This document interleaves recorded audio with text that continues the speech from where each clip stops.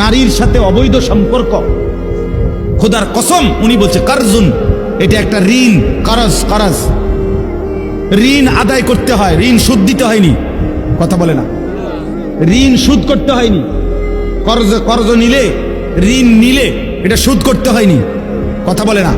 সুদ করা কি সুন্নত না বাধ্যতামূলক? এই ঠিক ইমাম শাফি রহমতুল্লাহ বলছে জিনা ব্যভিচার, নারীর সাথে অসভ্যতা, অশ্লীলতা, বেহায়াপনা, উনি বলছেন এটা করজ, এটা ঋণ। উনি বলেন হে যুবক, তোমার এটা তোমার পরিবারের কাউকে না কাউকে দিয়ে শোধ দিতে হবে। আল্লাহ কসম, এটা কিতাবে শোধ দিতে হবে দোস্ত। আল্লাহ মাফ না করে যদি আল্লাহর দিকে ফিরে না আসে, চোখের পানি না ফেলো, এটা শোধ দিতে হবে।